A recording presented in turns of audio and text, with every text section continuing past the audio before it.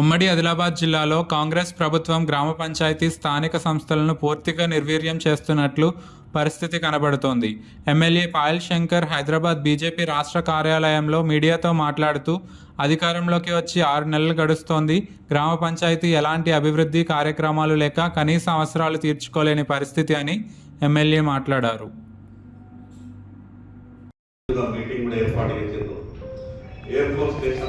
తప్పకుండా ఆదిలాబాద్లో ఏర్పాటు చేస్తామని చెప్తుంది. దాని ద్వారా ప్రతి సంవత్సరానికి ఒక 10,000 మందికి ఆదిలాబాద్లో ట్రైనింగ్ ఉంటుంది.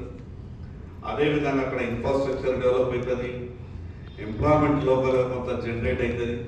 కాబట్టి ఆదిలాబాద్ వెనుకబడినటువంటి ఆదిలాబాద్ జిల్లాకు 3వసారి నరేంద్ర మోడీ గారి ప్రభుత్వం వచ్చిన తర్వాత ఒక శుభవార్త తొందరలోనే వస్తుందన్న ఒక నమ్మకం మాకున్నది.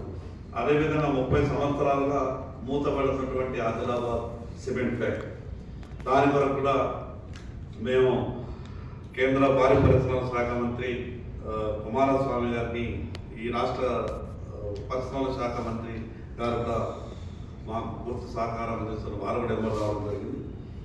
ఆ 30 సంవత్సరాలు మూతపడుతున్నటువంటి సిమెంట్ ఫ్యాక్టరీని కూడా ఈ రాష్ట్ర ప్రభుత్వానికి ఇచ్చా లేదా పీపీపీ మోడ్లన ఏదో రకంగా ఆ సిమెంట్ ఫ్యాక్టరీని కూడా పునఃప్రారంభించే విధంగా ప్రయత్నం చేస్తామని కేంద్రంలో ఉన్నటువంటి ఆ ఇద్దరు మంత్రులు కూడా హామీ ఇవ్వడం జరిగింది. కేంద్ర ప్రభుత్వం మీకు అన్ని రకాలుగా సహాయ సహకారాలు ఇవ్వడానికి సిద్ధంగా ఉన్నది. గ్రామ పంచాయతీ వ్యవస్థ లేకపోతే మండల వ్యవస్థ, జిల్లా పరిషత్ వ్యవస్థ ఎన్నికలు జరపకుండా ఖాళీగా ఉంటే నిధులు కూడా ఆగిపోయే ప్రమాదం ఉన్నది. తద్వారా పూర రాష్ట్ర అభివృద్ధి అంతా కూడా ఉంటుబడే అవకాశం ఉన్నది. కాబట్టి